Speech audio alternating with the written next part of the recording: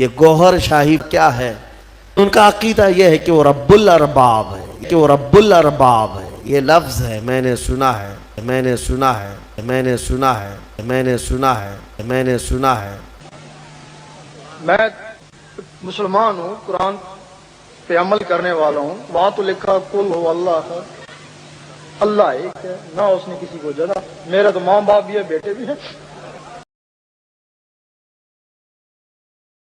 بلکہ میں نے یہ تک سنا ہے، بلکہ میں نے یہ تک سنا ہے، بلکہ میں نے یہ تک سنا ہے، وہ کہتے ہیں اس زمانے میں اگر کوئی لا الہ الا اللہ کلمہ پڑھتا ہے تو وہ کھلا شرک کرتا ہے۔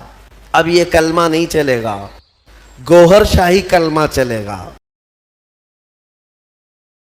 تو دعا مانگو جی۔ بسم اللہ الرحمن الرحیم۔ لا الہ الا اللہ محمد رسول اللہ، لا الہ الا اللہ محمد رسول اللہ، لا الہ الا اللہ محمد رسول اللہ۔ یا الہی رحم کن بر ماہما۔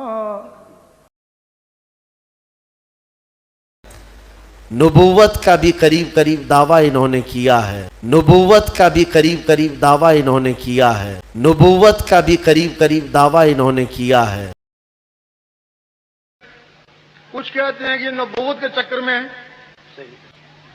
حضور پاک کے بعد کوئی نبی نہیں آ سکتا، اور جو بھی دعویٰ کرے گا ہمارے نزدیک وہ کافر ہے۔ حضور پاک کے بعد کوئی نبی نہیں آ سکتا، اور جو بھی دعویٰ کرے گا ہمارے نزدیک وہ کافر ہے۔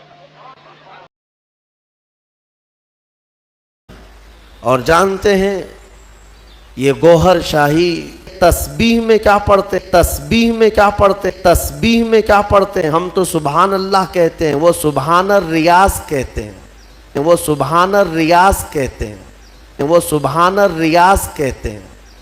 اعوذ باللہ من الشیطان الرجیم، بسم اللہ الرحمن الرحیم۔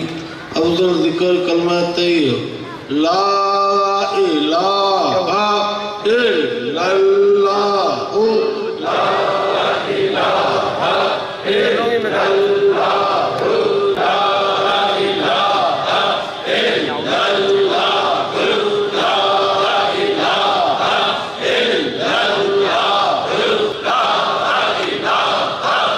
لا الہ الا اللہ، محمد رسول اللہ صلی اللہ علیہ وسلم۔ ہو سکتا ہے 90 باتیں ان کی اچھی لگتی ہوں، تصوف کی، طریقت کی، معرفت کی، لوگوں کو کا دل موہ لیتی ہیں باتیں، انسان کے اندر کی حقیقت بتا رہا ہے، انسان کے عروج و ارتقاء کی منزلیں بتا رہا ہے، انسان کے برزخی زندگی بتا رہا ہے، تو لوگوں کو نیا اٹریکٹ ہوتے ادھر چلے جاتے۔ میں بہت دور دور جا کر کے دیکھا، چھوٹے چھوٹے علاقوں میں دیکھ کر کے لوگ اس کے مرید ہو گئے، اس کے گرویدہ ہو گئے، اس کے پیچھے ہو گئے، اور لوگ اس کو تصوف کا بادشاہ سمجھے بیٹھے ہوئے ہیں، کہتے ہم کو سیدھا راستہ مل گیا۔